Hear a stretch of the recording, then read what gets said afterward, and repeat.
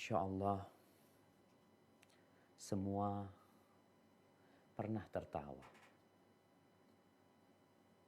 Bahkan ada yang mungkin tiap hari tertawa. Bahkan ada orang yang waktunya hanya untuk tertawa. Atau membuat orang lain tertawa. Ada juga yang menangis. Bahkan terkadang ada yang tangisannya membuat kedua matanya buta dan tidak bisa melihat kembali.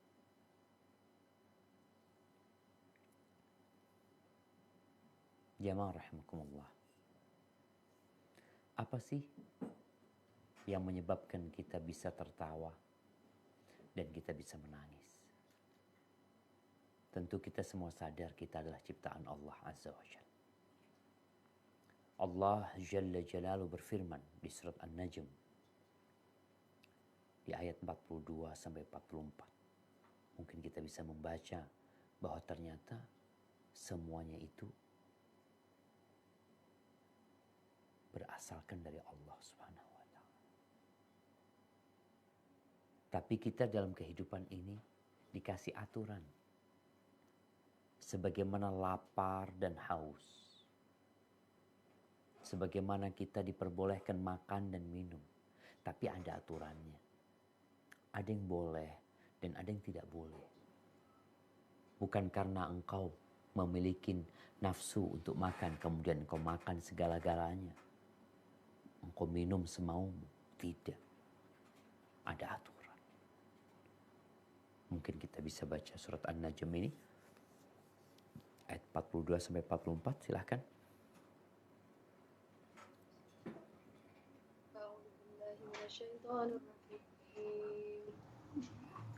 Wa anna ila rabbika wa annahu huwa adhaka wa abka wa annahu huwa amata wa ahya. Dan sesungguhnya kepada Tuhanmu lah kesudahannya segala sesuatu. Dan sesungguhnya dialah yang menjadikan orang tertawa dan menangis. Dan sesungguhnya dialah yang mematikan dan menghidupkannya. Subhanallah jemaah. Ya. Semuanya akan kembali kepada Allah Azza wa Jalla. Dan Allah yang menghidupkan dan Allah juga yang mematikan. Allah yang membuat tertawa dan Allah yang membuat menangis. Jadi ternyata tertawa itu bermanfaat buat kesehatan. Yang disebutkan tertawa itu dapat melepaskan energi positif. Yang menstimulasi otak untuk melepaskan pemikiran-pemikiran negatif maupun depresi yang dialami tubuh. Ya, dapat menumbuhkan sistem kekebalan tubuh. Ini kata para peneliti. Tapi kita tahu, di situ pasti ada hikmah. Menangis pun ternyata sama. Jangan dipikir menangis itu selalu negatif. Menangis itu menunjukkan kelemahan. Allah yang membuat manusia bisa menangis. Dan ternyata menangis ini dapat meningkatkan kesehatan. Air mata yang keluar saat menangis, sangat menangis. Menangis ini macam-macam sebabnya. Tapi disebutkan air mata yang keluar saat menangis mengandung zat mangan dan hormon prolaktin yang cenderung meningkat ketika seorang dilanda frustasi, depresi. Keluarnya kedua zat tersebut dari tubuh secara otomatis menurunkan depresi yang tengah diderita. Menangis itu ternyata membuat engkau jadi berbahagia. Engkau jadi bergembira. Tapi kembali kepada tertawa. Karena tertawa ini lawannya menangis. Yang kita akan bahas ya dua-duanya mau tidak mau. Ada orang yang tertawa tanpa sebab. Ada orang yang tertawa padahal dia sedang dalam penjara. Makanya sampai ada orang-orang yang heran. Kenapa nih orang sudah pakai baju rompi oranye kalau di Indonesia, kok malah ketawa-ketawa?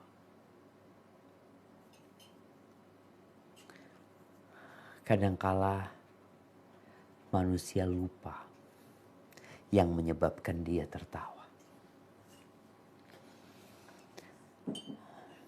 Disebutkan bahwasanya Hasan al-Basri, seorang tabi'in rahimahullahu ta'ala, dia melewatin seorang yang sedang tertawa. Faqala ya ibna akhi. Lalu Hasan al-Basri mengatakan kepada orang itu, wahai anak saudaraku. Tidak dipanggil saudaraku, karena mungkin umurnya di bawah Hasan al-Basri. Pangkatnya seperti keponakan nih anak-anak muda. Wahai anak saudaraku, juztas sirat. Apakah engkau sudah melewati sirat? Sirat yang berada di atas neraka jahanam. Engkau sudah melewatinya. Faqala la. Engkau sudah yakin dapat melewatinya juga. Qala fahal alimta ilal jannati tasir am ilan nar. Apakah engkau sudah tahu engkau di surga atau di neraka? Engkau sudah tahu. Sehingga kalau engkau di surga, ya silahkan mau tertawa.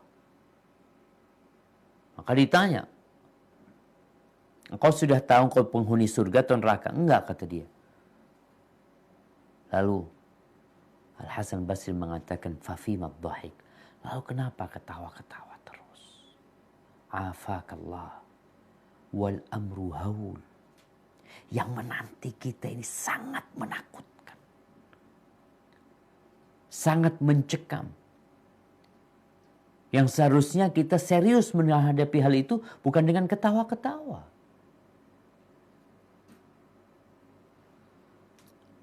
Lalu dikatakan bahwasanya orang itu tidak pernah lagi tertawa sampai dia mati.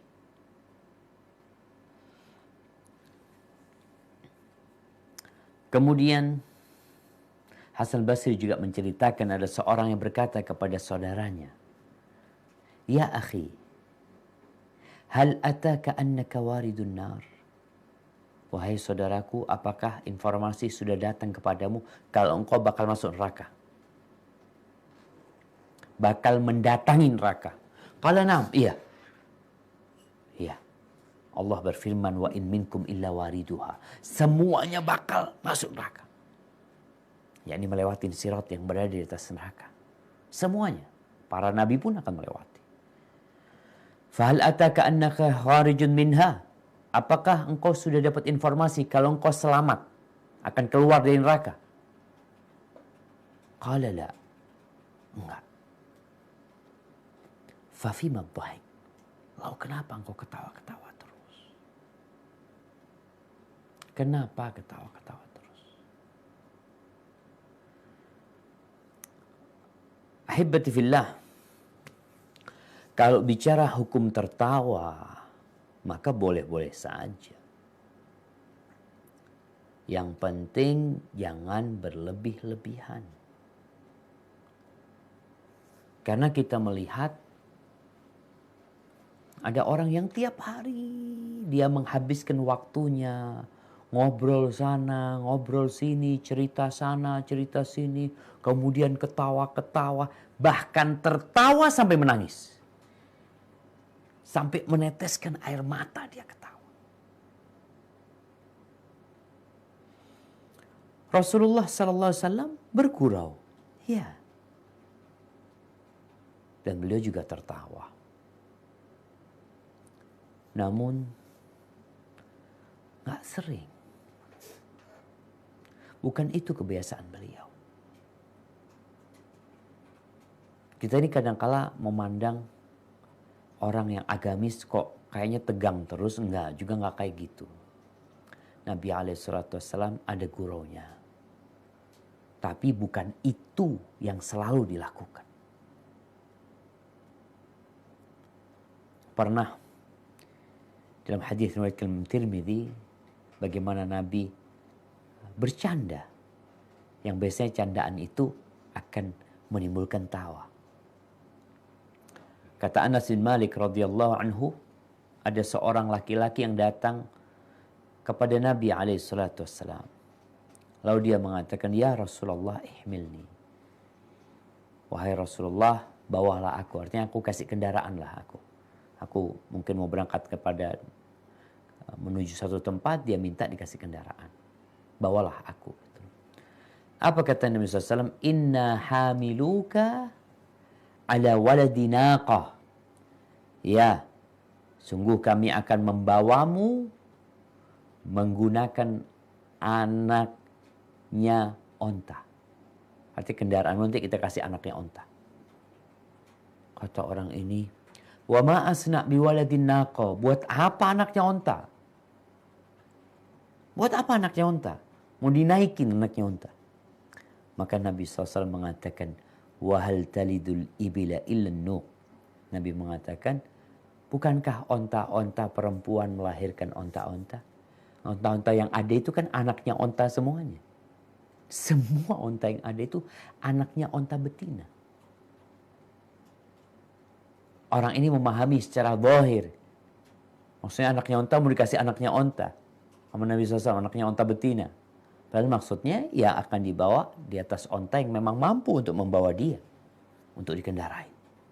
Bergurau Nabi SAW dengan para sahabatnya. Namun beliau mengingatkan kita. Bahkan beliau mengatakan siapa yang mau mengambil wasiat-wasiat. Ada 5 wasiat.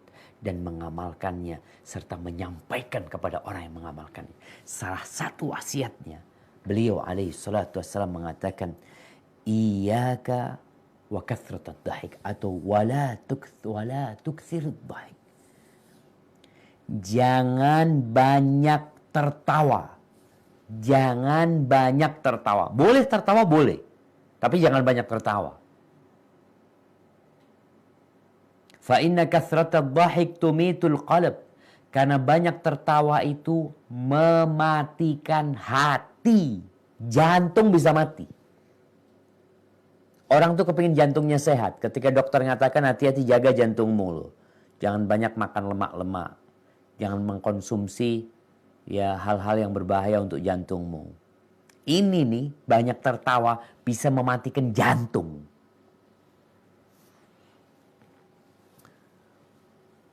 Ini diriwayatkan oleh Ibnu Majah. Di riwayat lain dikatakan fa inna kathratat dhahik fasadun lil qalb. Banyak tertawa itu merusak hati. Ya awalnya hatinya jadi rusak. Lama-kelamaan mati itu hati. Kita paling takut jemaah. Kalau dikatakan hati-hati Bapak ini ada potensi kena serangan jantung. Maka kita akan berhati-hati, kita akan check up secara rutin, kita akan olahraga rutin, kita akan mengkonsumsi makanan yang memang ya sudah dinasehatkan untuk menjaga jantung kita. Karena kata Nabi SAW, ala inna fil jasadi mudghah, idza salahat salaha sairul jasad. Ketahuilah di hati kita, di tubuh kita ini ada segumpal daging. Kalau daging itu benar, maka semuanya jadi benar.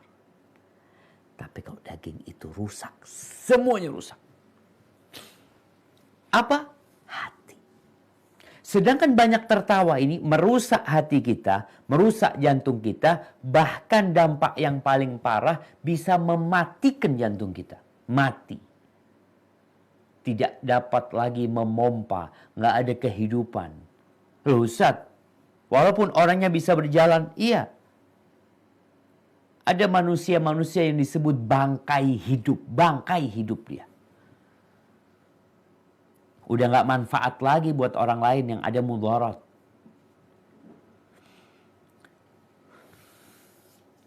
Kalau hati orang ini sudah mati, Pertama rusak kita bicarakan tadi. Pelan-pelan sampai mati. Maka dia akan bermalas-malasan dalam mengerjakan kebaikan dan ketaatan. Males. Orang banyak ketawa. Nanti efek sampingnya itu dia beribadah males. Kenapa? Karena ibadah serius. Dia maunya main-main aja. Ibadah harus fokus. Bicara nggak boleh.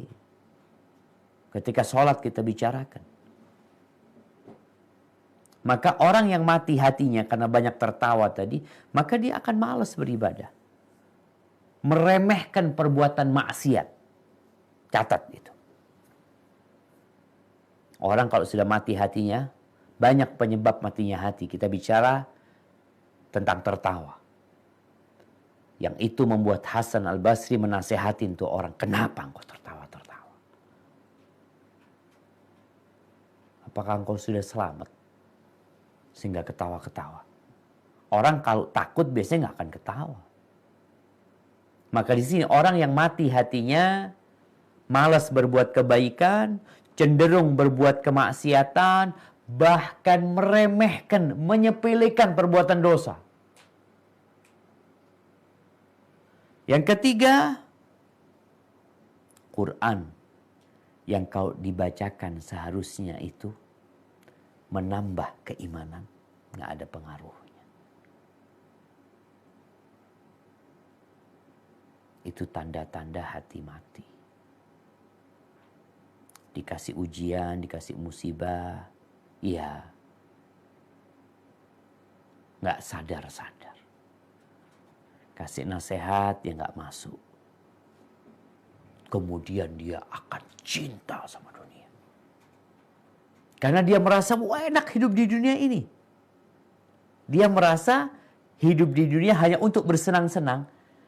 Itu tadi dampak dari hati yang mati. Maka dia nggak akan suka dengan orang yang serius. Kasih nasihat, dakwah, ta'lim, nggak suka. Dia nggak mau, dia mau bersenang-senang di dunia ini. Dan nanti puncaknya dia nggak akan bisa membedakan mana yang baik dan mana yang buruk. Kenapa? Yang dia bisa bedakan mana yang syahwat dia di sana, mana yang syahwat dia tidak suka. Itu yang ada. Karena jantungnya udah nggak berfungsi. Yang berfungsi syahwatnya.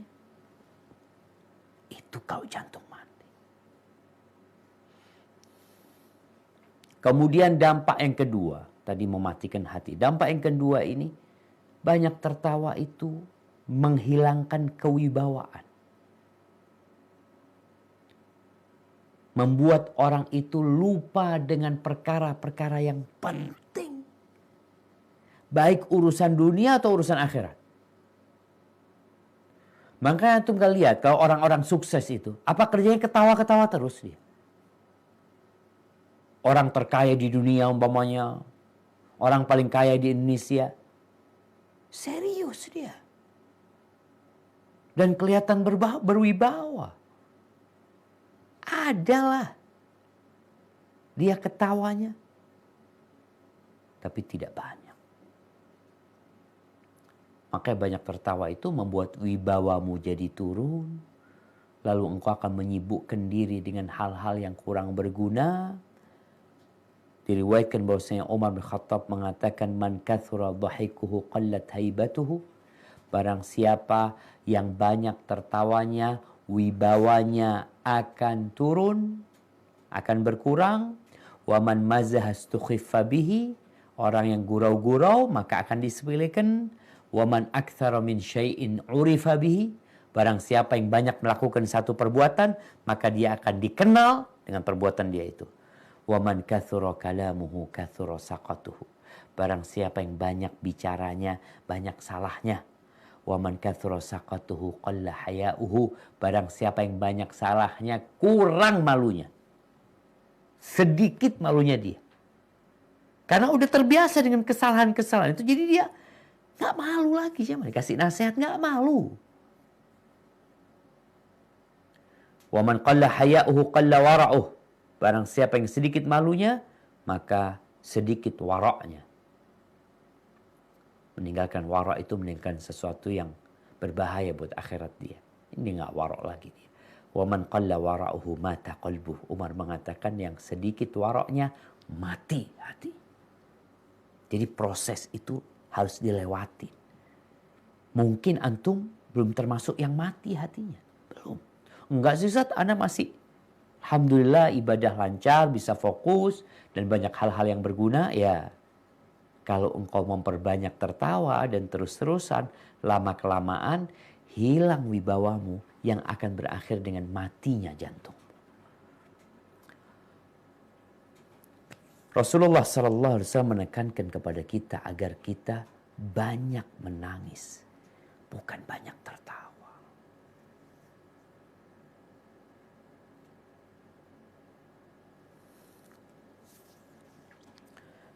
Nih, di dalam hadis yang diriwayatkan oleh Imam Bukhari, dari Aisyah, dari Abu Hurairah, dari Anas bin Malik, dan juga diriwayatkan oleh Imam Muslim,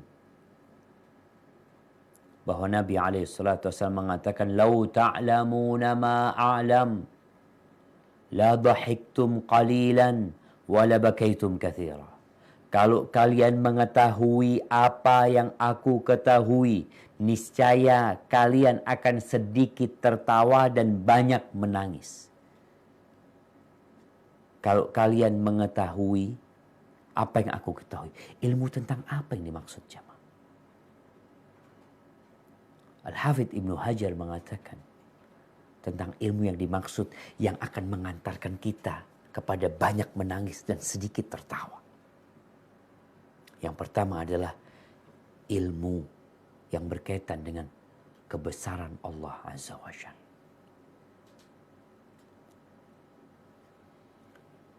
Bagaimana balasan Allah untuk orang yang bermaksiat? Tahu. Ilmu tentang kejadian-kejadian yang menakutkan ketika ruh dicabut.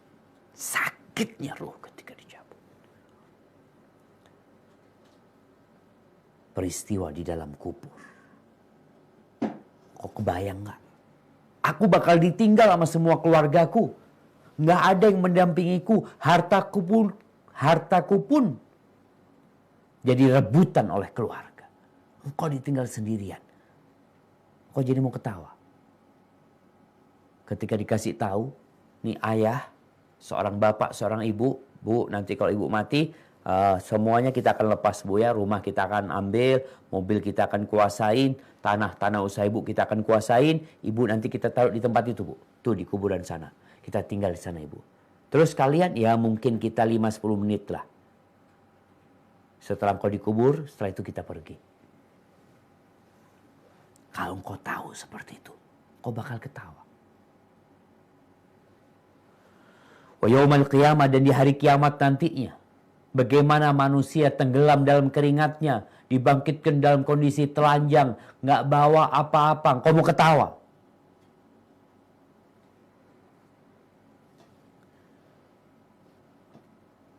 Di dalam riwayat Tirmidzi dari Abu Dzar radhiyallahu anhu, dari Nabi sallallahu alaihi wasallam, beliau mengatakan, "Inni ara ma la tarawun." Aku melihat apa yang kalian tidak lihat. Wa asma' ma la tasma'un. Dan aku mendengar apa yang kalian tidak dengar. Attatis sama wa huqqalaha an ta'id. Langit itu merintih, langit merintih. Dan pantas dia merintih. Ma fiha mawdi'u arba'i asabi' illa wa malakun wadi'un jabhatahu sajidan lillah. Di sana tuh, di langit tuh, kenapa sampai merintih? Karena di langit itu tidak ada satu lokasi sebesar 4 jari, melainkan di sana ada malaikat yang meletakkan dahinya di sana sujud buat Allah Azza wa Jalla. Wow, langit yang begitu besarnya. Ada makhluk-makhluk yang banyak di sana. Iya. Walau ta'lamuna ma a'lam. Kalau kalian mengetahui apa yang aku ketahui, la dhahiktum qalilan, niscaya kalian akan sedikit tertawa, wala bakaitum katsira, dan kalian akan banyak menangis. Bukan hanya itu. Wa ma taladzattum bin nisa'i 'alal furush. Kalian tidak akan dapat merasakan kelezatan berhubungan sama istri di atas ranjang. Gak ada lagi. Mau bersenang-senang sama istrinya, gak ada. Wala kharajtum ila su'ada taj'aruna ila Allah. Kalian akan keluar ke tempat-tempat yang lapang, ke gunung-gunung, berdoa, minta sama Allah SWT. Jadi sebenarnya yang menyebabkan orang itu sedikit tertawa, banyak menangis, karena dia punya ilmu. Hasan Al-Basri mengingatkan orang itu. Kadang-kala orang itu lalai. Maka perlu adanya peringatan. Sebagian kita itu udah putus asa. Ngelihat orang kerjanya ketawa-ketawa, aduh sudah susah dikasih nasihat tuh orang. Ya memang susah, bisa jadi karena hatinya udah mati. Tapi buat kita nggak ada kata putus asa. Tugas kita menyampaikan agar orang-orang itu takut kepada Allah Subhanahu wa taala. Ingat, kenapa engkau tertawa sebenarnya? Coba ya, kalau kita membaca ayat-ayat Al-Qur'anul Karim yang di situ disebutkan tentang kebesaran Allah Azza wa Jal, mungkin kita akan jadi takut, gak banyak tertawa lagi. Kita akan lebih serius. Ya ada waktu-waktu mungkin kita tertawa, tapi setelah itu kembali serius untuk meneteskan air mata. Allah berfirman di surat Az-Zumar, ayat 47-48. Nah, من الشيطان الرجيم ولو أن للذين ظلموا ما في الأرض جميعا ولو أن للذين ظلموا ما في الأرض جميعا ومثله لافتدوا به من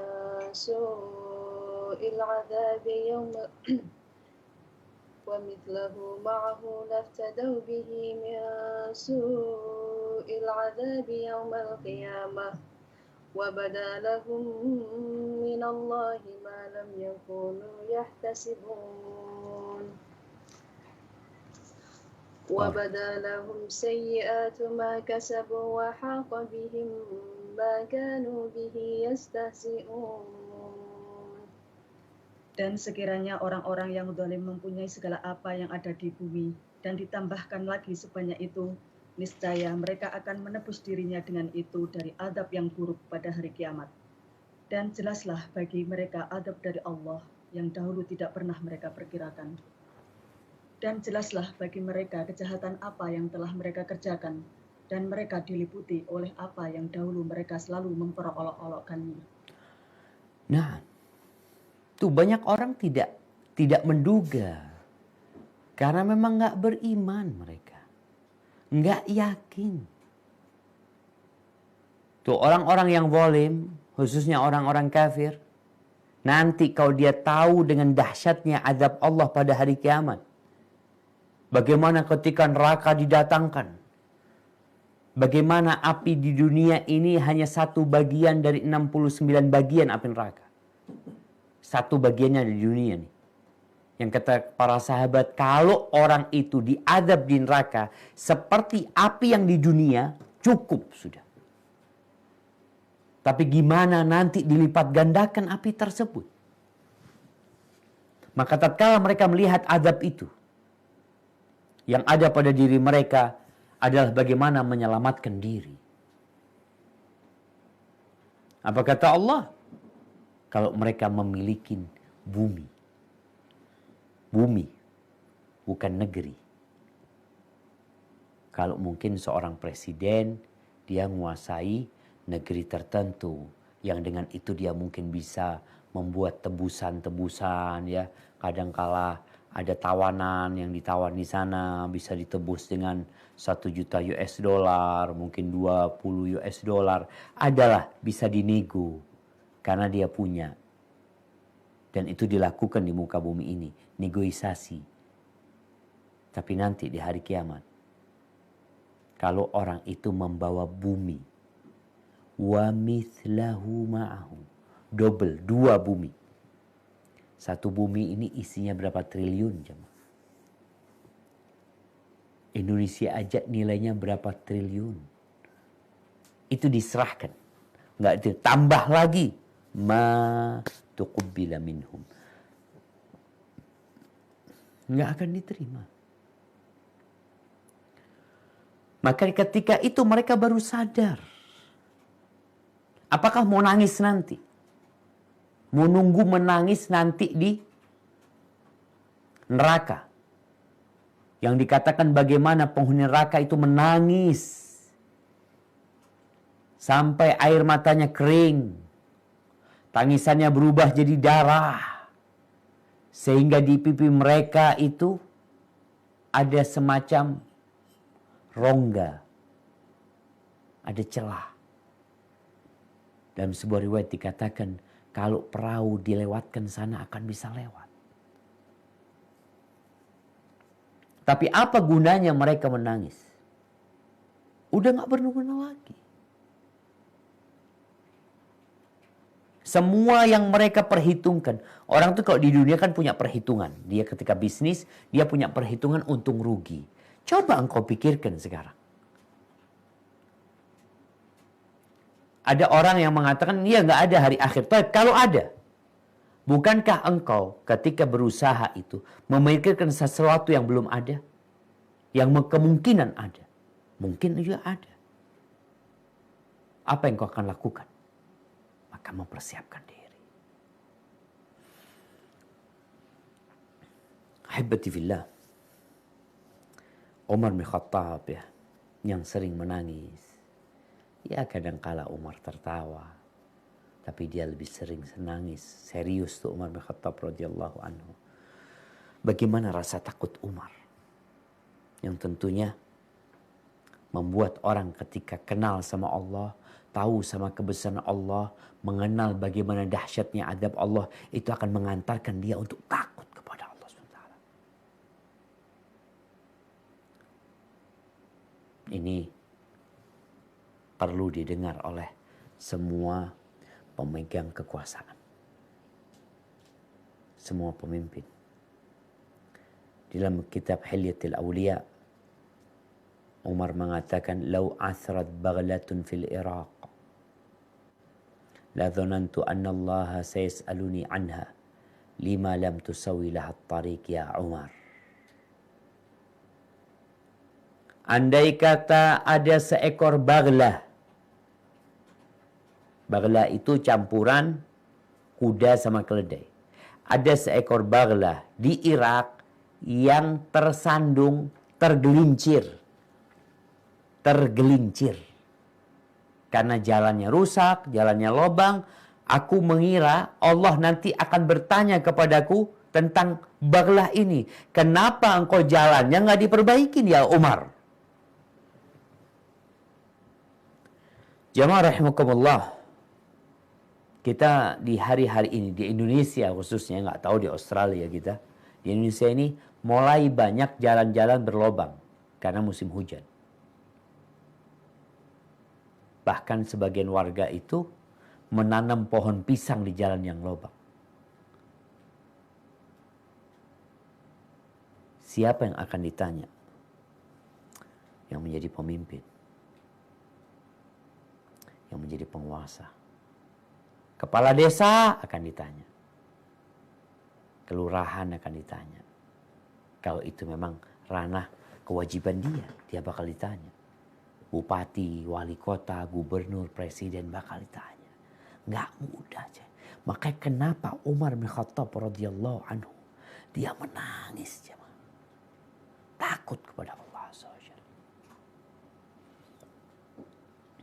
Dan Rasulullah sallallahu alaihi wasallam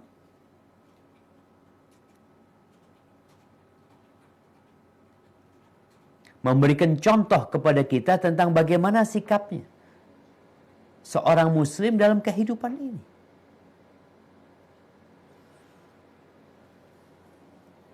Ibn Umair datang ke rumahnya Aisyah radhiyallahu taala anha. Dia berkata, "Akhbirina bi'ajabi syai'in ra'aitahu min Rasulillah sallallahu alaihi wasallam." Wahai Ummul Mukminin, ceritakan kepada kami sesuatu yang paling menakjubkan yang engkau lihat dari Rasulullah SAW. Rasulullah SAW mengatakan, kalau kalian tahu yang aku ketahui, kalian akan sedikit tertawa dan banyak menangis.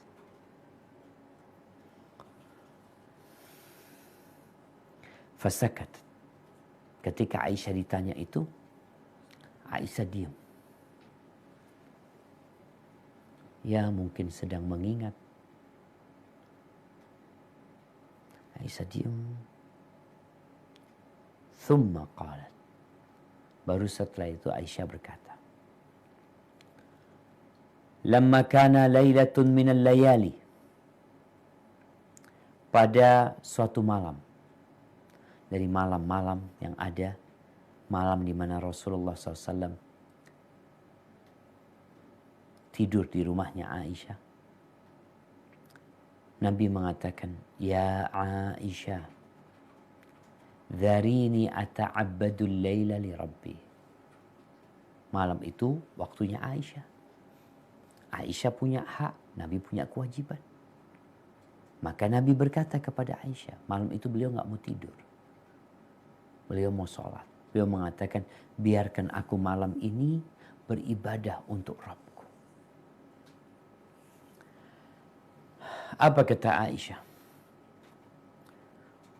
Qultu wallahi inni la uhibbu qurbak. Demi Allah, aku benar-benar cinta dekat sama engkau. Aku ingin dekat sama engkau. Wa uhibbu ma sarrak, tapi aku juga mencintai apa yang mengembirakanmu. Itu kekasih, jemaah. Dia akan cinta dengan apa yang disukai oleh kekasihnya. Qalat, kata Aisyah melanjutkan ceritanya, faqama wa fatatahhar. Maka beliau bangun, bangkit, beliau bersuci. Thumma qama yusalli, lalu beliau salat. Qultu atau qalat Aisyah, falam yazal yabki hatta balla hijrahu. Nabi ketika salat itu nangis ya. Sampai membasahi pangkuannya. Mungkin ketika beliau sedang duduk. Thumma baka falam yazal yabki hatta balla lihyatahu. Beliau terus menangis. Awalnya pangkuannya yang basah sampai jenggotnya itu basah dengan tangisan Nabi SAW. Qalat thumma baka. Kemudian beliau nangis lagi. Falam yazal yabki, beliau terus menangis hatta ballal ard, sampai tanah yang di depan beliau itu basah dengan air mata beliau sallallahu alaihi wasallam. Faja'a Bilal yu'dhinuhu bis-shalah. Lalu beliau datang minta izin untuk memberikan informasi kepada Nabi, udah masuk waktunya untuk salat. Falamma ra'ahu yabki, ketika Bilal melihat Nabi alaihi salatu wasallam sedang menangis. Apa kata Bilal? Ya Rasulullah, lima tabki? Wahai Rasulullah, kenapa engkau menangis? Wa qad ghafarallahu laka ma taqaddama min dzambika wa ma ta'akhkhar. Padahal Allah sudah ngampuni dosa-dosamu yang masa lalu dan akan datang. Nih, orang yang menangis ini, yang udah dosanya diampuni. Nabi menangis. Qala, lalu Nabi menjawab Bilal, afala akun abdan syakura. Apa enggak pantas aku menjadi hamba yang bersyukur kepada Allah Azza wa Jalla. Jadi di antara bentuk syukur itu kita beribadah sambil menangis. Takut sama Allah. Berterima kasih kepada Allah. Laqad nazalat alayya al-laila ayah. Telah turun kepadaku tadi malam sebuah ayat. Wailul liman qara'aha wa lam yatafakkar fiha. Celaka buat orang yang membacanya tapi dia tidak bertafakkur, tidak memikirkannya. Baca nih. Apa? Akhir surat Ali Imran. Dari ayat 190. Coba kita baca yang ayat 190 dari surat Ali Imran. Surat Ali Imran ayat 190.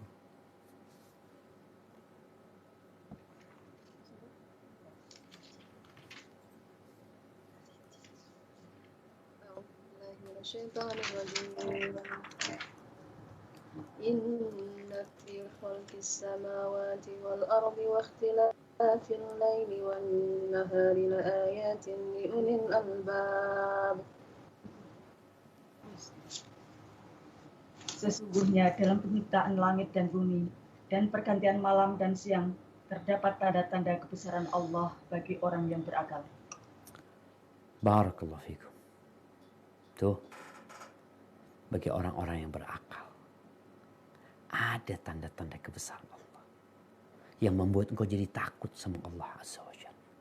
Meninggalkan kemaksiatan. Jadi sedikit tertawa dan banyak menangis.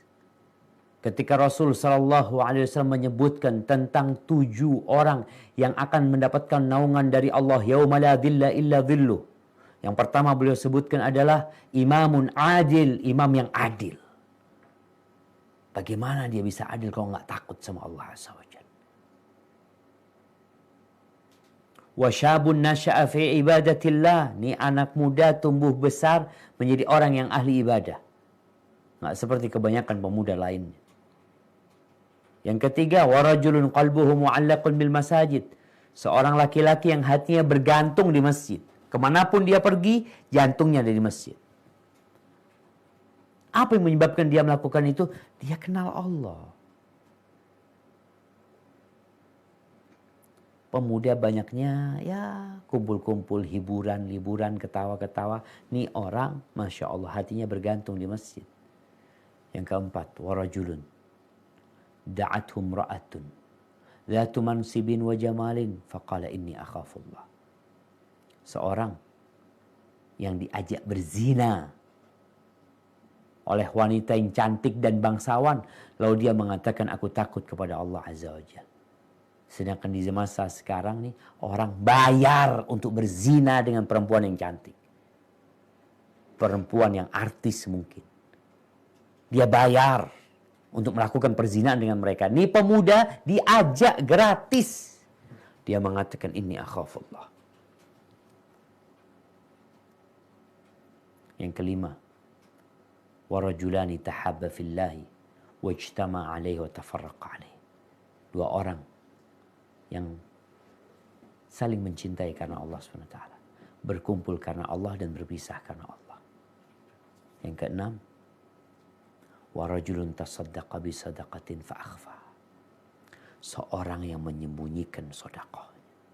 Dia bersedekah, dia sembunyikan. Sampai tangan kirinya tidak tahu dengan apa yang disedekahkan tangan kanan. Yang terakhir, warajulun dzakarallaha khalian fafadat aina. Seorang yang mengingat Allah sendirian.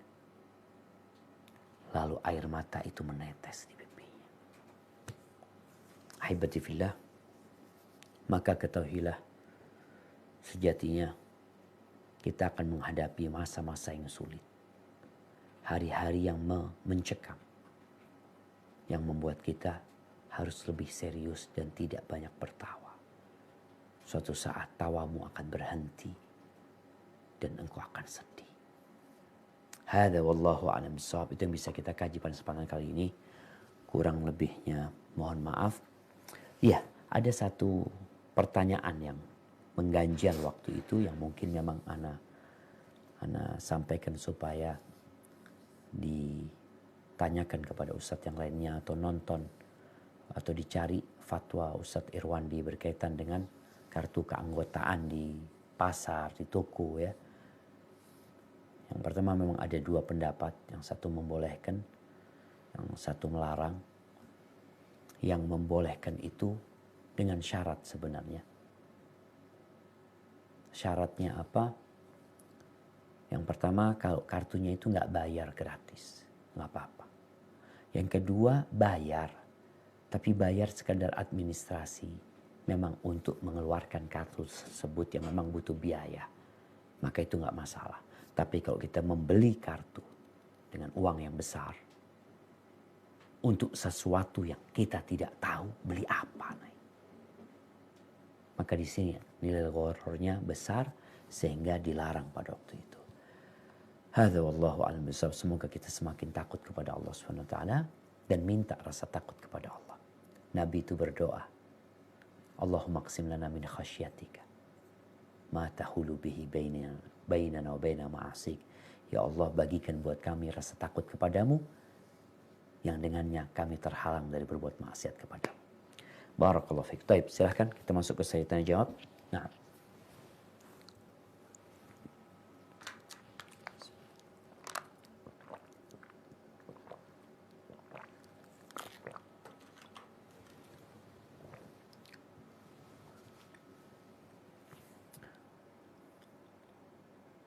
Tafadhal.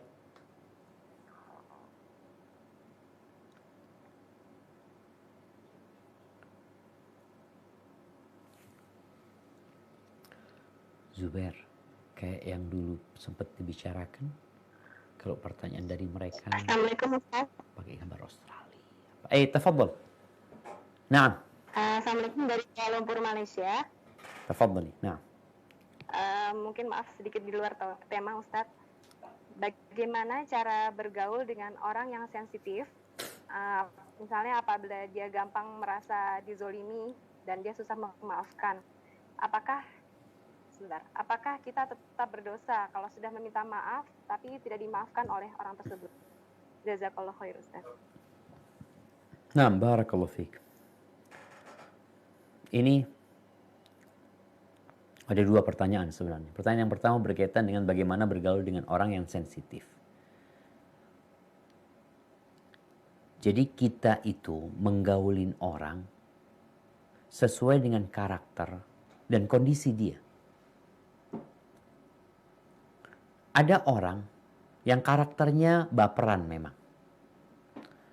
Tapi ada orang yang karakternya nggak baperan, cuma dia sedang sensitif, sedang punya masalah.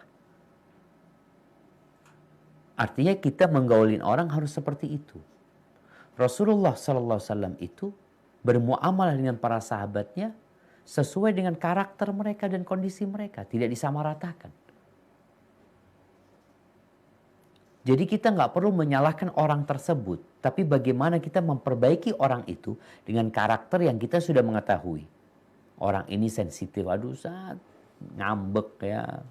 Kadang-kala merasa dizalim, padahal kita nggak berbuat apa-apa, dia merasa dizalimin. Nah, bagaimana kita memperbaiki dia sekarang? Dengan cara menumbuhkan di diri kita, di diri dia, kalau kita cinta kepada dia. Bahwasanya seorang muslim itu terhadap muslim lainnya harus saling mencintai. Bagaimana Nabi SAW mengatakan, La yu'minu ahadukum hatta yuhibba li akhihi ma yuhibbu li nafsih. Tidak beriman seseorang di antara kalian sampai dia mencintai saudaranya seperti mencintai diri sendiri. Kemudian ingatkan kepada dia kalau kita itu memang ketika bergaul, berbaur, mungkin di situ terjadi gesekan-gesekan, sampaikan kepada dia tentang hadis Nabi SAW. Al-mu'min alladhi yukhalitun nas wa yasbir ala adahum. Seorang mukmin yang bergaul dengan manusia dan sabar dengan gangguan mereka, khairun, lebih baik daripada mukmin yang tidak bergaul sama manusia, yang kalau bergaul dia cepat sakit hati. Ada yang seperti itu, nggak sabar dia disakiti sama mereka. Ya kita berusaha memperbaiki dia. Baik, berbicara pertanyaan kedua sekarang tentang bagaimana kitanya yang punya salah. Kita juga harus hati-hati berbicara. Karena kadangkala kita berbicara tidak tepat sama orang tersebut gitu loh. Dia sakit hati. Mungkin kalau sama Fulana nggak sakit hati Ustaz. Tapi Fulana ini memang ya udah. Engkau harus minta maaf karena kau menyakiti hati dia. Maka datang. Kalau dia nggak memaafkan Ustaz, yaitu hak dia tidak memaafkan. Tapi kalau engkau memang merasa nggak bersalah, ya nggak ada masalah sebenarnya. Kadang-kala minta maaf itu hanya untuk mengklirkan keadaan. Padahal kita tahu anak nggak salah sebenarnya. Tapi dia yang baperan. Jadi tatkala kita minta maaf, kemudian dia tidak memaafkan kita, kalau kita salah berarti kita harus berusaha. Karena dia bakal menuntut nanti jamaah. Dia bakal menuntut. Kapan? Di hari akhir nantinya. Ketika kita sudah berusaha tapi dia tetap nggak maafin, perbanyak amal solehmu dan doakan dia. Semoga itu nanti bisa untuk membayar kesalahan yang kau lakukan kepada dia. Karena pada hari kiamat engkau tidak akan bawa emas, nggak akan bawa perak, tapi yang kau bawa adalah amalan. Hada wallahu a'lam bishawab. Assalamualaikum Ustadz, pertanyaan dari Perth. Waalaikumsalam warahmatullahi wabarakatuh. Assalamualaikum warahmatullahi wabarakatuh Ustadz. Waalaikumsalam warahmatullahi Pertanyaannya, wabarakatuh. ya, seseorang berkata bahwa tidak diwajibkan berkudung untuk wanita yang telah lanjut usia. Kami ingin menjabarkan Tidak diwajibkan wajibkan berkudung untuk wanita Berkudung. yang lanjut usia, misalnya setelah 60-65 tahun ke atas. Barakallahu fiik. Kami ingin jabarkan. Nah, mungkin kita bisa buka Qur'annya, Zubair.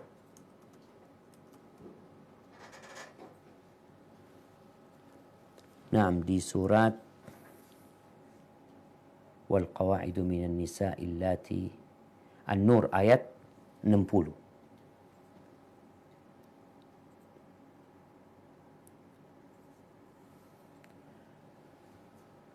Nah, An-Nur ayat 60.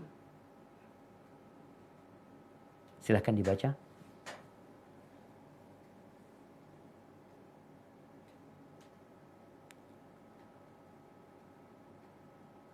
Nah, siapa yang mau baca?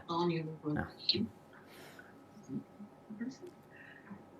Wal qawaidu minan nisa'i allati la yarjuna nikahan falaysa alaihinna junahun ay yada'na thiyabuhunna ghayra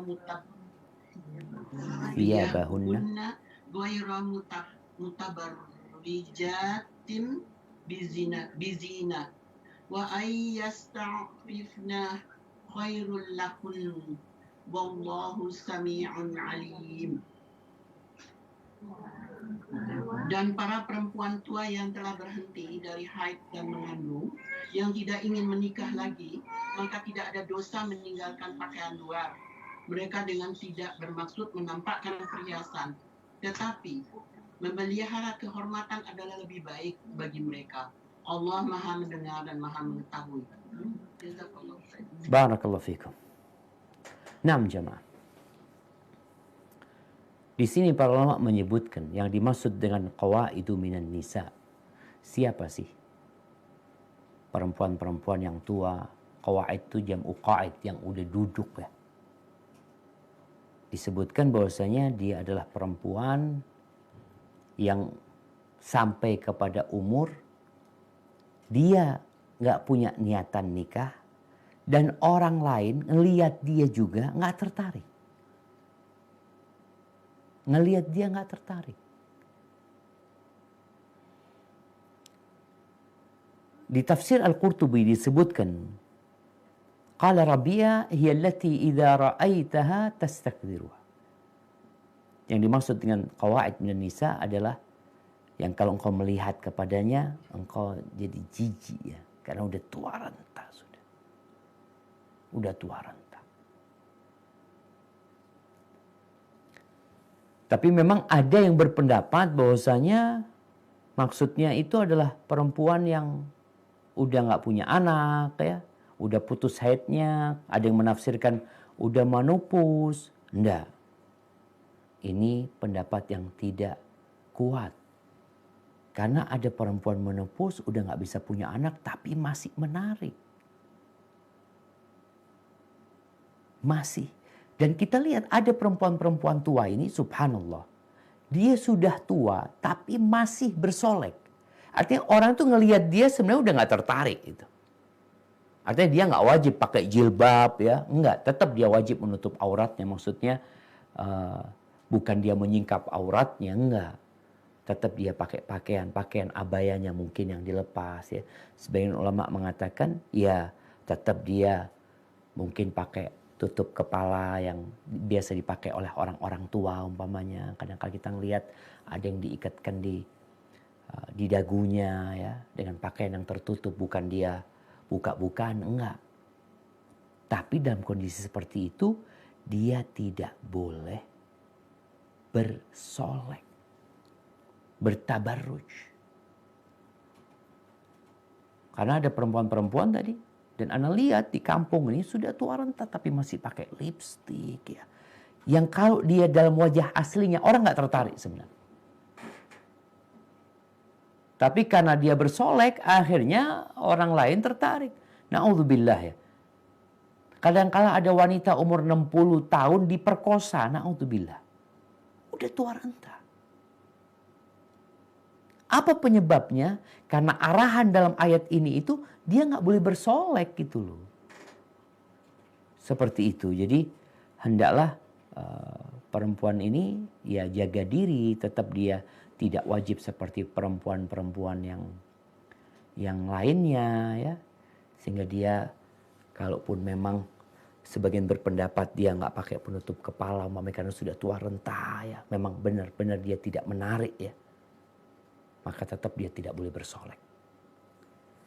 Intinya seperti itu. Ini rukhsah. Tapi kalau mereka tetap pakai abaya ya, pakai jilbab yang menutup, itu akan lebih baik. Karena masih ada serigala-serigala yang kadang-kadang na'udzubillah. Di Indonesia kemarin Ana baca berita ada anak muda umur 30 atau 36 tahun menikah dengan nenek umur 76 tahun. Wallahu a'lam bishawab. Kok bisa itu terjadi? Kadang-kala ada yang aneh dalam kehidupan ini. Iya, seperti itu mungkin maksudnya. Assalamualaikum Pak Ustadz dari Brisbane. Masya Allah, fadli. Saya mau nanyakan kalau tentang tema tadi. Saya kalau ngumpul sama teman-teman emang sih suka bercanda gitu ya. Jadi bisa dibilang suka tertawa lah intinya gitu ya. Tapi karena tadi mendengarkan yang disampaikan Pak Ustadz, jadi takut bercanda sayanya dan takutnya juga kebanyakan tertawa gitu kan. Jadi takut nanti hati saya mati Pak Ustadz gitu kan. Jadi minta tolong nasihat dari Pak Ustadz untuk merubah diri saya gitu ya. Dan takut kalau teman-teman bilang kalau saya nanti berubahnya gratis gitu ya. Nah, barakallahu fikum. Serius juga, tapi nanti kalau terlalu serius juga nanti gimana ya? Ya begitulah ya Pak Ustadz. Mohon nasihatnya. Jazakillah. Nah, barakallahu fikum. Iya jemaah. Tadi kita udah bahas bahwasanya nggak apa-apa ketawa. Nabi SAW tertawa bersama para sahabatnya. Para sahabat Nabi itu kadang-kala Nabi SAW habis sholat subuh. Nabi itu habis sholat subuh biasanya duduk sampai matahari terbit. Beliau melihat para sahabatnya itu ngobrol tentang masa-masa jahiliyah, nanti pada ketawa mereka. Nabi mungkin cuma tersenyum SAW, tapi tidak sering. Artinya itu kita perlu mengontrol kapan kita bergurau, bercanda. Karena kadang-kala ada yang majelisnya isinya candaan selalu. Sahabat Nabi radhiyallahu ta'ala anhum, itu kadang-kala mereka lempar-lemparan kulitnya semangka. Dari gurau mereka ya lempar sana, lempar sini. Tapi kalau sudah panggilan jihad, mereka jadi orang-orang yang siap untuk berperang. Artinya candaan mereka itu tidak berpengaruh di hati mereka. Candaan masih dalam batas yang wajar, ketawa juga tidak banyak-banyak. Maka Nabi SAW mengatakan, kalau kalian mengetahui apa yang aku ketahui, kata Nabi SAW, la dhahibtum qalilan, kalian akan sedikit tertawa. Bukan kalian tidak tertawa, enggak. Kalian akan sedikit tertawa. Bukan sama sekali ketawanya hilang. Maka silahkan bercanda. Maka di tempat-tempat kita biasanya canda, ada majelis-majelis candaan. Isinya cuma ketawa-ketawa. Tatkala kita serius ngasih nasihat, mereka semua pada kabur. Maka ketika anti bergaul sama teman-teman ketawa-ketawa, sekali-kali anti ingatkan mereka. Apa yang kita bahas, ternyata ketawa-ketawa itu nggak boleh terlalu banyak. Anti kasih nasihat. Artinya mungkin sekali-kali kita ya perlu serius, mungkin kita perlu ngaji, atau kita dengerin ceramah kayak, atau kita hal-hal yang positif tentang pendidikan anak, tentang melayani suami. Mungkin ada perkara-perkara yang serius, tapi bukan berarti nggak boleh ketawa gitu. Jadi perubahan orang tadi yang dilihat oleh Hasan al-Basri, kemudian dia nggak pernah lagi terlihat tertawa, karena dia udah cukup tertawa. Dia baru sadar dengan dosa-dosa dia, dengan apa yang akan dia hadapin, sehingga dia berhenti ketawa. Tapi sekali lagi yang sempurna itu seperti Nabi alaihi salatu wassalam, beliau tetap tertawa tapi tidak banyak. Hadza wallahu a'lam bissawab. Nah.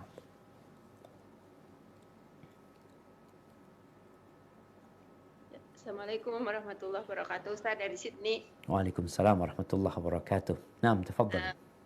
Ya Ustaz, ini masalah arisan. Sebenarnya memang subhanallah arisan ini banyak sekali pertanyaan gitu loh Ustaz. Tapi sebenarnya positifnya juga banyak. Di antaranya juga kita saling tolong menolong gitu Ustaz. Lah ini sekarang kita ada grup arisan. Nah ini yang megang arisan itu minta tolong ya kepada anggotanya. Ini sih Ustaz mau diusulkan gitu loh Ustaz. Iya. Jadi dia kan megang arisan, tapi dia itu kepengen juga grupnya ini tiap siapa yang dapat dia itu nanti ngasih itu Ustaz, seikhlasnya untuk sedekah. Sedekah buat siapa? Buat orang-orang yang nggak punya. Oke, Seperti buat yatim gitu. Tapi di awal dia diumumin dulu sebelum melakukan arisan. Jadi nanti siapa yang dapat itu arisannya nanti tetap utuh dikasih gitu loh Ustaz.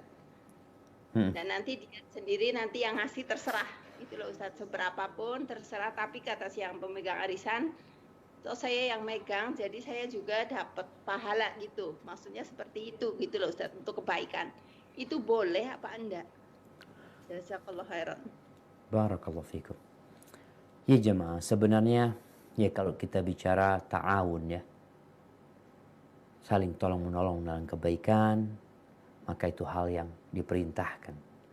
Nggak harus nunggu kena arisan. Tinggal sekarang kalau kita ingin menghimbau orang yang dapat arisan supaya ya berbagilah sedikit kepada orang-orang yang membutuhkan. Mungkin di situ ada uang kas yang memang dikumpulkan untuk membantu orang-orang yang sulit ya. Atau bisa jadi itu khusus buat dia. Dan buat peserta lainnya tetap umpamanya ketika ada arisan, ada kotak amal di situ umpamanya, siapa yang mau berbagi fadhol gitu loh. Hanya harapan kita yang kena itu lebih banyak. Jadi insya Allah nggak ada masalah gitu loh. Asalkan tidak diwajibkan. Karena kalau diwajibkan nanti, kita mewajibkan sesuatu yang tidak boleh sebenarnya. Karena akadnya utang piutang memang. Ya sudah duitnya dia gitu loh.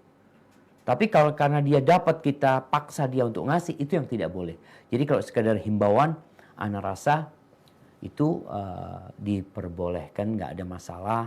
Ya, karena bab sedekah bab yang umum, cuma kan kita ngeliat fulan lagi punya fulus nih. Gimana engkau lagi punya fulus, bismillah nih ada orang yang membutuhkan. Ana rasa nggak ada masalah insya Allah. Barakallahu fiik. Nah. Ya, Assalamualaikum Ustaz. Ini dari Melbourne. Waalaikumsalam warahmatullahi wabarakatuh. Nah. Jadi dari keluarga itu ada seseorang yang kita katakan hafiz, tetapi dalam sehari-harinya perbuatannya itu banyak yang tidak sesuai gitu dengan Dengan kita sebut sebagai hafalannya. orang soleh lah, atau sebagai seorang hafiz kayaknya belum pantas gitu kita sebut sebagai seorang hafiz. Kemudian bagaimana kita menasehati orang ini karena sepertinya dia merasa lebih baik gitu, jadi kurang menerima nasihat-nasihat yang kita berikan gitu. Jazakillah khair. Nah, barakallahu fikum.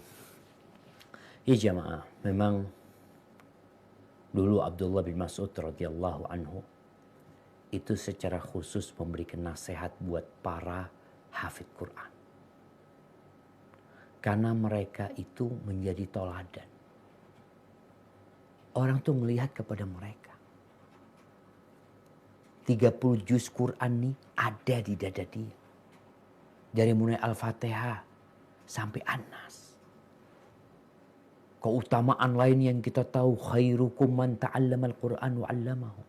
Orang yang terbaik di antara kalian adalah yang belajar Al-Quran dan mengajarkan. Itu orang yang terbaik. Jadi kita memandang kepada hafidz ini memang dia orang yang terbaik. Bagaimana Allah Azza wa Jal mengatakan ahlul Quran hum ahlullah wa khasatuh. Ahlul Quran ini adalah orang-orang khususnya Allah. Keluarganya Allah dia. Cuma mereka yang memahami dengan benar hadis-hadis keutamaan Al-Quran ini adalah Quran yang diamalkan. Sama dengan keutamaan ilmu sebenarnya. Karena ada orang yang udah ngaji 30 tahun, ikut kajian terus ya.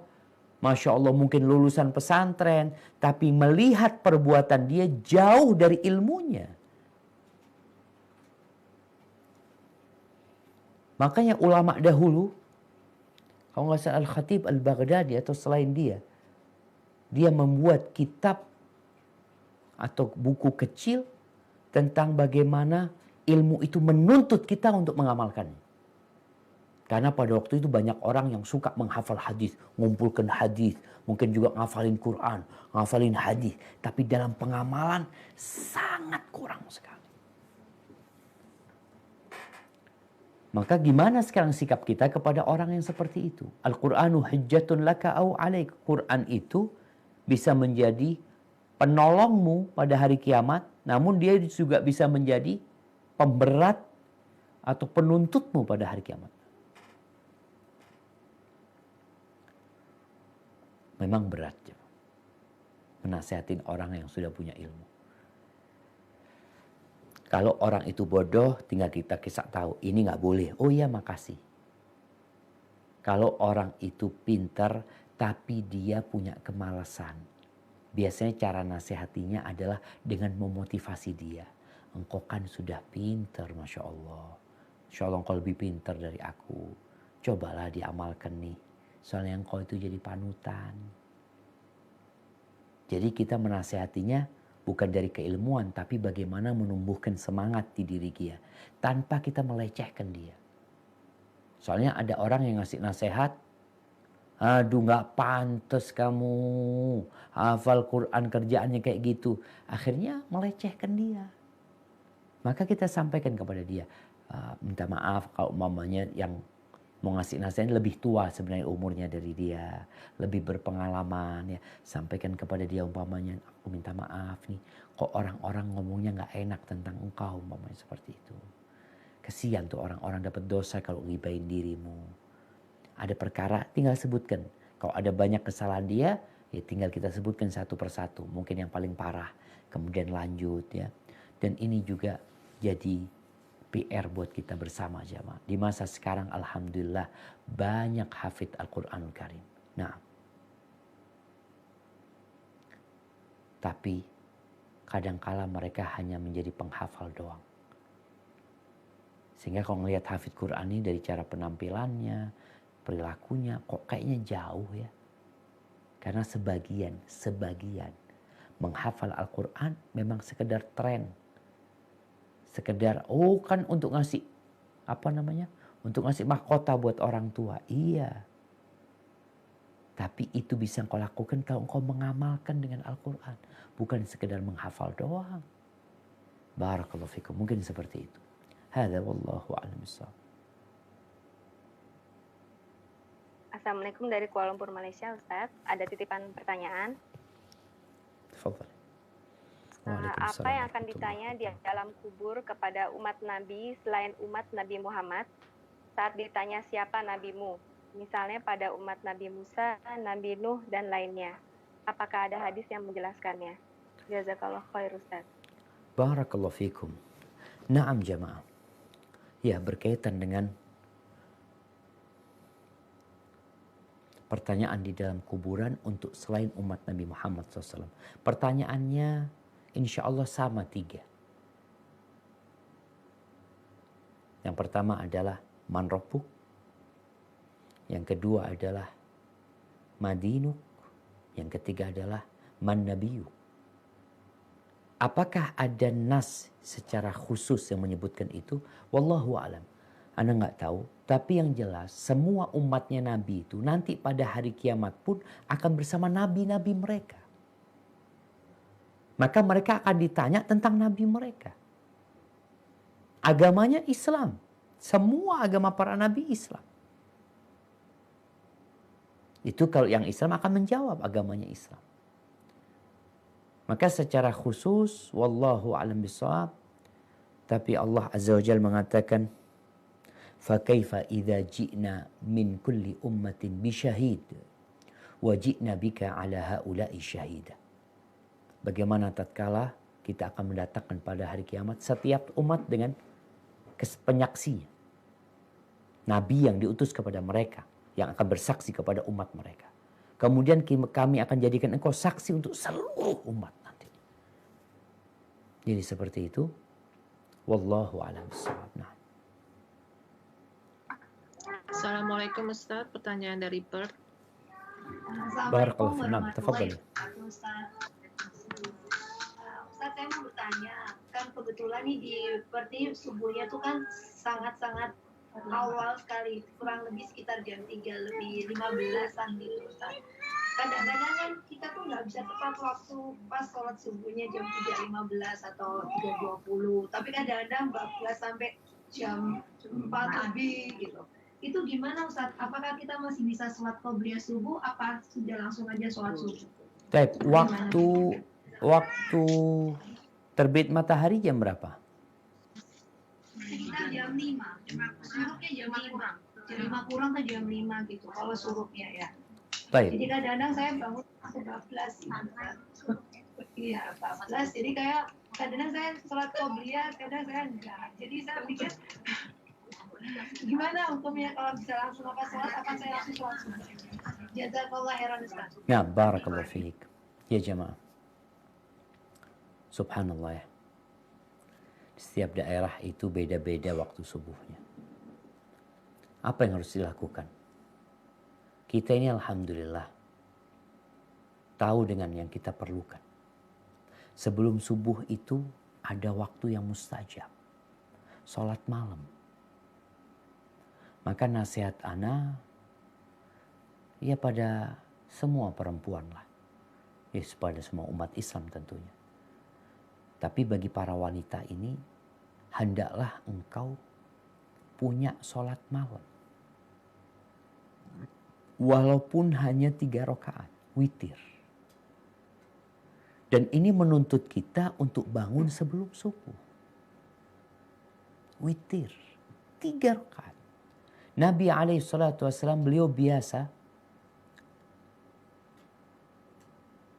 ketika sholat malam, selesai beliau sholat malam, beliau membangunkan Aisyah. Udah mau subuh, beliau bangunkan Aisyah untuk sholat malam. Aisyah radhiyallahu anha. Jadi usahakan kita melakukan itu. Wasiat Nabi SAW ya agar kita tidak meninggalkan sholat witir. Kalau bisa di akhir malam, kalau nggak bisa ya sebelum tidur. Kemudian yang menyebabkan orang susah bangun sebelum subuh itu adalah karena tidurnya kemalaman. Maka usahakan kita memang mengatur waktu tidur kita. Lalu berkaitan dengan sholat qobliyah subuh, sholat fajar, sholat sebelum subuh ini. Apakah bisa dilakukan walaupun kita nggak di awal waktu? Umpamanya tadi dikatakan waktu syuruknya itu jam 5. Bolehkah kita sholat subuhnya 5:30? Kalau bicara boleh aja. Dan sebelum sholat subuh, bolehkah kita sholat qobliyah subuh? Selama waktu subuhnya masih ada, maka hendaklah kita sholat qobliyah subuh. Tapi kalau waktu subuhnya mau habis, contohnya kita ini hanya bisa sholat 2 rakaat subuh atau 2 rakaat qobliyah. Yang jelas setelah sholat 2 rakaat akan syuruk. Bukan akan syuruk, matahari akan terbit. Matahari terbit karena sholat syuruk atau sholat duha di awal waktu itu adalah setelah syuruk kira-kira 10-15 menit. Kita ini sholat 2 rakaat hanya bisa 2 rakaat. Nggak bisa lebih. Maka ketika kita tahu hanya bisa 2 rakaat saja karena waktu subuhnya mau habis atau juga habis kalau kita sholat 2 rakaat, hendaklah kita sholat subuh tanpa qobliyah. Terus qobliyahnya kapan dilaksanakan Ustaz? Bagi orang yang biasa melakukan sunnah qobliyah subuh, maka boleh dia ganti, dia qadha nanti setelah waktu duha. Ketika masuk waktu duha diganti. Jadi selama masih ada waktu, hendaklah qobliyahnya ya sebelum subuh. Bukan di waktu duha, bukan digantikan ketika memang ada waktu ini buat perempuan. Wallahu a'lam bishawab. Terus jemaah, masih kepada pertanyaan yang tadi tentang pertanyaan di kubur ya. Ana ingat dengan firman Allah Subhanahu wa taala bahwasanya orang-orang itu ketika dimasukkan ke neraka, mereka akan ditanya, "Alam ya'tikum rusulun minkum?" Bukankah telah datang kepada kalian utusan-utusan dari kalian sendiri? Akan ditanya, alam ya'tikum nadhir? Bukankah telah datang pembawa peringatan kepada kalian? Jadi insya Allah ini menjadi sebuah penjelasan bahwasanya setiap umat itu akan ditanya tentang nabi-nabi yang diutus kepada mereka. Hadza wallahu a'lam bishawab. Nah,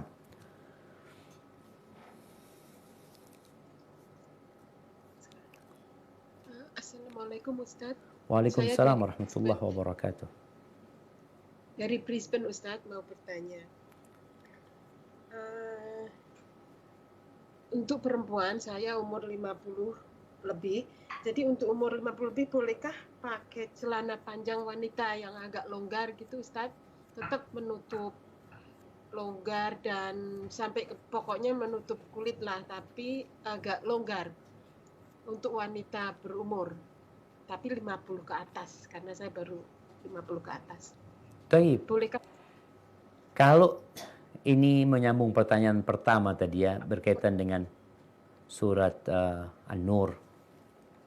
Tentang wanita-wanita yang sudah tidak berhasrat dan tidak diminatin. Umur 50 tahun ini masih diminatin apa tidak?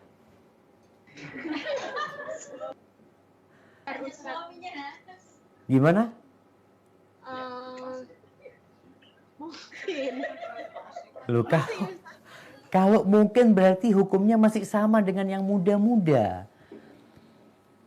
Artinya ketika masih diminatin sama orang, kan dia diperbolehkan tadi berkaitan dengan diperbolehkannya meletakkan jilbabnya. Sebagian mengatakan dia tetap sebenarnya boleh menampakkan wajahnya, tangannya. Tapi pendapat yang lebih kuat mungkin dia boleh menampakkan pergelangan tangannya ya. Mungkin dia nggak pakai kerudung karena dia memang sudah tua renta, udah nggak diminatin gitu loh jamaah.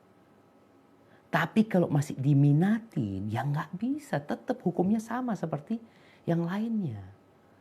Ketika dia mau pakai celana, tafadhol pakai celana tapi ditutup dengan abaya gitu loh.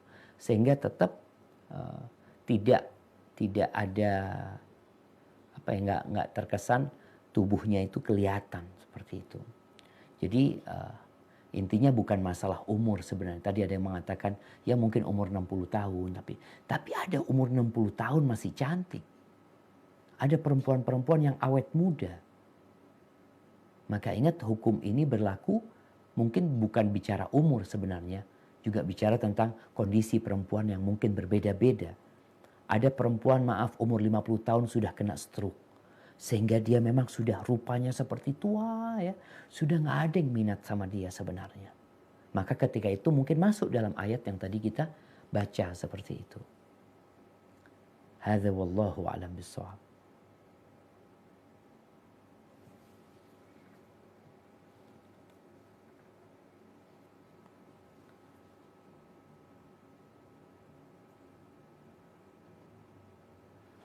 Tafadhal. Ini nggak ada pertanyaan ya?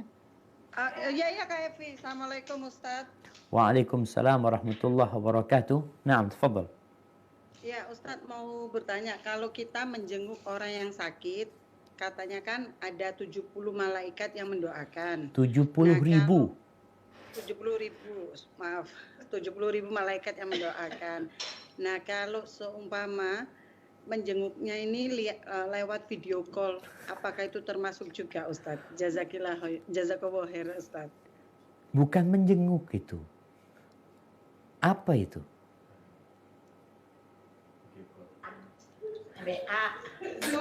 Enggak. Iya jemaah, mungkin dimaksudkan seperti kita kajian kan Ustadz bisa lewat video call kayak sekarang ini Ustadz. Dan insya Allah semoga kita tetap dapat pahala menghadiri kajian. Apalagi kalau memang datang ya. Seperti yang terjadi teman-teman datang ke rumahnya fulana kumpul di sana ngaji bareng. Memang ada sesuatu yang dia lakukan. Dia melangkahkan kaki ke tempat yang dituju. Makanya bicara ziarah. Ziarah itu mendatangi sebenarnya. Kalau sekedar telepon pakai video call itu tidak dikatakan ziarah. Karena memang tidak ada usaha mendatangi. Rasulullah SAW mengatakan tentang bab silaturahim ya. Wallahu a'lam mungkin. Ana kalau salah mungkin nanti bisa ditanyakan kepada ustadz yang lainnya. Beliau alaihi salatu wassalam itu mengatakan bullu arhamakum walau bisalam. Basahi rahim kalian walaupun dengan salam. Artinya kita bisa melakukan itu. Artinya ada yang paling minim lah kita lakukan. Kita kepada teman kita yang sakit, yang mungkin kita nggak bisa datang, kita video call, assalamualaikum, kaif halak, ini itu.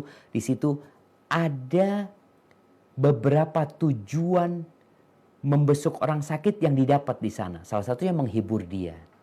Walaupun kita nggak datang, kita kan bisa menghibur dia Ustadz, kita bisa doakan dia. Mungkin juga ada orang yang kirim makanan buat dia. Tapi kayaknya nggak masuk dalam hadis yang akan mendapatkan doa dari 70.000 malaikat. Karena dikatakan kalau dia man ada maridhan ghadwatan atau ghadatan, kalau di pagi hari maka ada 70.000 malaikat yang akan mendoakan dia sampai sore hari. Kalau dia sore hari ada yang mendoakan dia sampai pagi hari. Subhanallah, hadis ini jamaah sepertinya terbukti di masa sekarang ini. Waktu ziarah itu dibikin 2 kali memang. Ada kunjungan pagi sama kunjungan petang kalau nggak salah orang. Untuk ziarah orang sakit di rumah sakit itu ya. Hadza wallahu a'lam bishawab. Tapi yang jelas kalau dapat pahala insya Allah tetap dapat pahala. Tapi apakah mendapatkan pahala seperti itu? Wallahu a'lam bishawab. Nah. Ustaz masih ada waktu untuk putaran ketiga Ustaz? Putaran ketiga tinggal 5 menit. 5 kota Ustaz biar adil Ustaz. Iya, satu. Tafadhali. Oke, silakan Melbourne, silakan. Iya, assalamualaikum Ustadz. Saya mau tanya mengenai zikir pagi, zikir gitu ya. Karena saya pernah mendengar yang namanya zikir itu kan kita misalnya pagi itu kita lakukan setelah sholat subuh. Tapi ketika kita ada keperluan gitu ya, kita mengerjakan yang lain, kemudian kita mengerjakan zikirnya setelah misalnya jam 7 gitu. Ada yang mengatakan kalau itu tidak urgent gitu, sebenarnya tidak boleh gitu. Jadi waktunya itu memang sudah ditentukan ya sebelum subuh. Itu bagaimana ya? Siap. Terima kasih. Barakallahu fikum. Naam jemaah, barakallahu fikum. Sebenarnya bicara zikir pagi dan zikir petang ini waktu sampai kapan sih sebenarnya kalau zikir pagi kita bicara? Apakah zikir pagi itu sampai matahari terbit, setelah itu tidak boleh berzikir? Tetap boleh berzikir. Kita mau berzikir jam 8, jam 9, jam 10 boleh. Hanya kita akan kehilangan fadilah nanti. Kita akan kehilangan fadilah. Kenapa seperti itu? Penjagaan Allah itu kan, kalau kita berzikir sore, kita akan dijaga sampai pagi. Berarti setelah pagi itu, balasan atau pengaruh zikir yang sore hari, yang petang itu udah nggak berlaku. Kalau bicara setelah subuh, subuh itu udah nggak berlaku penjagaan. Berarti kita harus jaga diri kita lagi dengan minta sama Allah dengan zikir pagi itu. Kalau kita membacanya jam 9, berarti dari setelah subuh sampai jam 9 itu nggak ada zikir kita. Artinya kita nggak dijaga sama Allah dengan zikir yang sore tadi. Jadi kehilangan fadilahnya di sana. Kalau kita baca jam 10 umpamanya, ya sama juga. Berarti ada jedah waktu yang panjang kita tanpa penjagaan zikir yang kita baca di sore hari gitu. Maka seperti itu. Kalau bicara boleh, boleh. Karena ini termasuk zikir yang ya bukan setelah habis waktunya kok nggak boleh membaca lagi. Boleh membacanya tapi akan kehilangan fadilah itu sendiri. Bahkan kita tahu baca zikir ini pun sebenarnya nggak wajib. Artinya nggak baca pun nggak dosa. Kita bicara tentang penjagaan Allah SWT. Bagaimana kita mendekatkan diri kepada Allah SWT. Jadi itu mungkin intinya. Hadza wallahu a'lam bishawab. Nah. Assalamualaikum dari Kuala Lumpur, Malaysia. Waalaikumsalam. Apakah ada dalil yang menyebutkan kewajiban sholat berjamaah untuk wanita di rumah? Karena terkadang saya dan anak-anak merasa lebih khusyuk saat sholat sendiri. Apakah boleh kami memilih sholat sendirian supaya lebih khusyuk, Ustaz? Jazakallahu khairan. Masya Allah. Pertanyaan Malaysia ini berat-berat dari tadi jamaah. Apakah dalilnya? Masya Allah. Iya. Ya, bicara tentang apakah ada dalil yang menyatakan sholat berjamaah buat wanita itu lebih baik di rumah daripada sholat sendirian. Sebenarnya dalilnya kembali kepada dalil tentang sholat berjamaah itu sendiri. Sholatul jamaah, sholat jamaah itu lebih utama daripada sholat sendirian dengan 27 kali derajat atau 25 kali derajat. Itu berkaitan dengan di rumah Allah SWT dan buat kaum laki-laki. Bagaimana dengan wanita? Dia lebih dianjurkan sholat sendiri atau sholat berjamaah? Kalau melihat hadis berkaitan dengan keutamaan sholat wanita, disebutkan sholatul mar'ati fi baitiha, sholatnya perempuan di rumahnya lebih baik. Bicara lebih baik, ini sholat di rumah sudah lebih baik. Pelaksanaannya sekarang, apakah berjamaah atau sendiri-sendiri? Dua-duanya boleh sebenarnya. Tapi memang diriwayatkan bagaimana ketika para sahabat wanita sholat berjamaah, ya, di mana posisi perempuannya pada waktu itu, ya, berada di tengah-tengah mereka. Ini menandakan bahwasanya mereka sholat berjamaah di rumah. Bagaimana disyariatkannya mereka juga untuk qomat, ya. Tapi kalau bicara keutamaannya, wallahu a'lam bishawab. Anda nggak tahu. Apakah dia mau dikatakan lebih utama sholat berjamaah? Ya kalau berdasarkan dalil sholat berjamaah lebih utama buat dia di sana.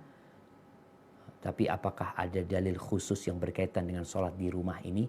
Jadi wanita lebih utama sholat berjamaah di rumah daripada dia sholat sendirian di rumah. Seperti yang ditanyakan tadi. Mungkin nanti Ana akan bahas lagi. Semoga dapat jawabannya. Dan alhamdulillah jamaah ada pertanyaan-pertanyaan yang membuat kita ini belajar lagi. Jazakumullah khairan. Barakallahu fiik. Nah. Assalamualaikum Ustaz dari Perth. Waalaikumsalam warahmatullahi wabarakatuh. Nah. Assalamualaikum Ustaz. Kemarin saya dengar kajian mengenai sholat duha. Apakah sholat duha lebih rutinnya tidak dirutinkan karena Rasulullah sendiri tidak merutinkan? Nah. Barakallahu fiikum. Ya, berkaitan dengan sholat duha jamaah. Memang ada khilaf di antara para ulama. Tapi kalau melihat Rasul SAW itu kadang-kala beliau tidak mengamalkan satu amalan karena takut diwajibkan. Beliau tidak mendawamkan sebuah perbuatan karena takut memberatkan umatnya. Namun kalau melihat wasiat Nabi SAW, Jadi tadi bicara perbuatan Nabi SAW tentang sholat duha.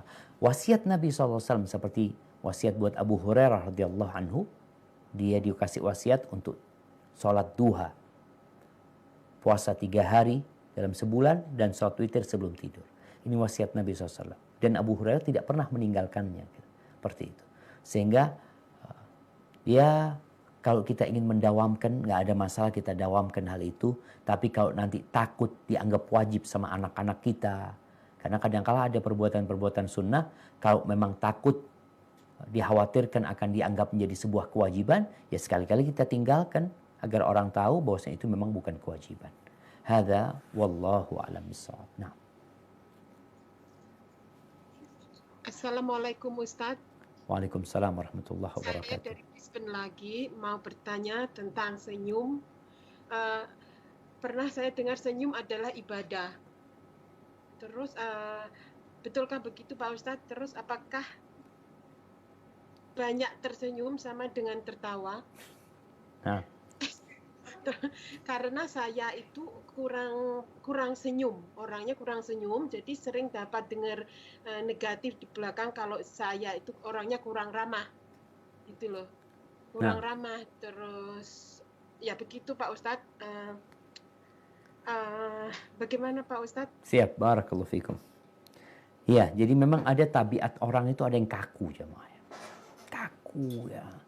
Memang tabiatnya dia, karakternya dia seperti itu. Bicara senyum, ya kita harus merubah karakter kita tatkala kita memang orang yang kaku. Ini termasuk ibadah lagi. Jadi ada karakter yang bawaan lahir, ada karakter yang diusahakan. Berkaitan dengan senyum ini, Rasul SAW mengatakan, tabassumuka fi wajhi akhika sadaqah. Senyumanmu untuk saudaramu itu sedekah. Senyuman yang menunjukkan kita ramah, ya, kita menghargai dia, maka itu sedekah. Bukan senyuman yang meremehkan orang, bukan. Jadi senyuman yang intinya ya ingin bertegur sapa, menunjukkan kita saling mencintai, itu masuk sedekah. Maka kalau anti dikatakan tadi orang-orang melihat anti kurang tersenyum, ya, maka silahkan sekarang tersenyum, bukan ketawa, beda senyum sama ketawa. Nabi SAW, Masya Allah, nggak pernah ketemu sahabat kecuali beliau tersenyum. Sampai kata Jarir bin Abdillah, Nabi itu nggak pernah kelihatan aku kecuali beliau tersenyum, sallallahu alaihi wasallam. Ini menunjukkan keramahan seseorang. Dan seorang mukmin itu kata Nabi SAW, al-mu'minu ya'laf wa yu'laf. Mukmin itu orangnya gampang bergaul, ya, nyenengkan hati orang, dan orang lain juga gampang bergaul sama dia. Lalu beliau mengatakan la khaira fi man la ya'laf wa la yu'laf. Nggak ada baiknya itu orang yang sulit diajak bergaul, yang nggak sayang sama orang lain, dan dia juga nggak mau gaul sama orang lain juga. Seperti itu, wallahu a'lam bishawab. Nah. Ayo. Assalamualaikum Ustaz. Waalaikumsalam warahmatullahi wabarakatuh. Nah, tafadhal. Ustaz, ya, kalau seumpama ini masalah sholat subuh Ustaz. Kan saya sering ngelihat suami udah sholat subuh terus saya terbangun. Dia waktu rakaat pertama, akhirnya kan saya wudhu join gitu Ustaz ya. Kan berarti saya belum melakukan qobliyah subuh. Itu bagaimana Ustaz? Apakah saya habis sholat subuh berjamaah sama suami, terus habis itu saya melakukan sholat sunnah atau gimana Ustaz? Jazakallahu khair. Barakallahu fikum. Adapun untuk para wanita, ketika melihat suaminya sholat subuh dia, dan dia belum sholat qobliyah, maka hendaklah dia sholat qobliyah. Dia sholat qobliyah dulu. Dia nggak ikut sama suami. Karena bicara syariat sholat jamaah, ini lagi kembali kepada pertanyaan yang Malaysia tadi berkaitan dengan keutamaan sholat berjamaah di rumah untuk para wanita umpamanya. Jadi memang di masjid kalau sudah adzan, kalau sudah qomat, jadi nggak ada lagi sholat sunnah. Orang harus ikut sholat wajib. Karena mereka sudah ada di masjid dan mereka ikut berjamaah di masjid.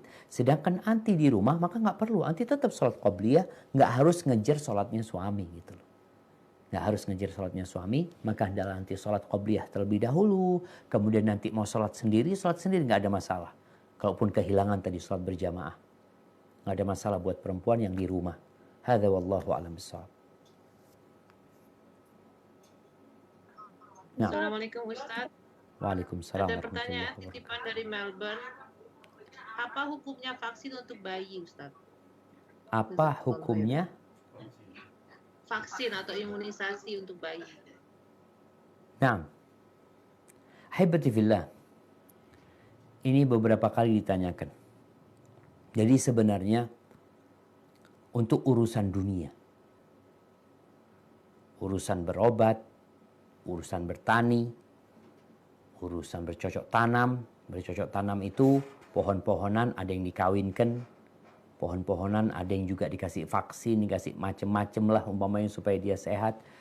Wallahu a'lam bishawab. Urusan dunia selama tidak ada larangan dari agama maka boleh-boleh aja. Maka bicara vaksin, hukum awalnya boleh-boleh aja. Tinggal dilihat vaksinnya halal apa enggak. Kalau vaksinnya haram ya sudah haram. Tapi kalau vaksinnya halal, maka dia seperti orang berobat. Nggak ada masalah. Kalau memang terbukti dia bermanfaat. Kalau manfaatnya diragukan atau orang mengatakan, Ustaz, ana nggak mau vaksin, Ustaz, ana mau pakai habatus sauda. Silahkan, nggak apa-apa.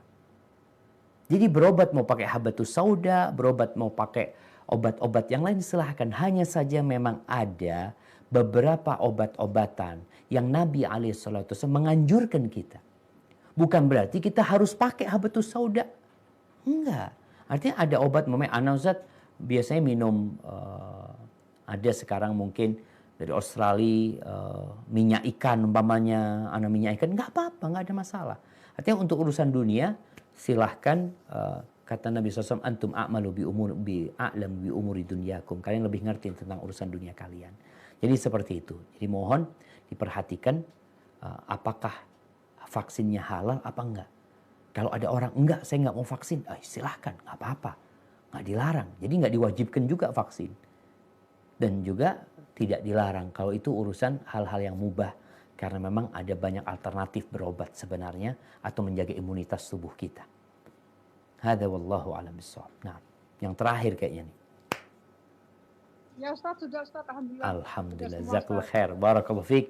Ya jamaah itu yang bisa Anda sampaikan, kurang lebihnya mohon maaf berkaitan dengan pertanyaan-pertanyaan yang mungkin belum lengkap jawabannya. Mudah-mudahan bisa Anda kumpulkan jawabannya untuk pertemuan yang akan datang. Jazakumullah khairan. Wassalamualaikum warahmatullahi wabarakatuh.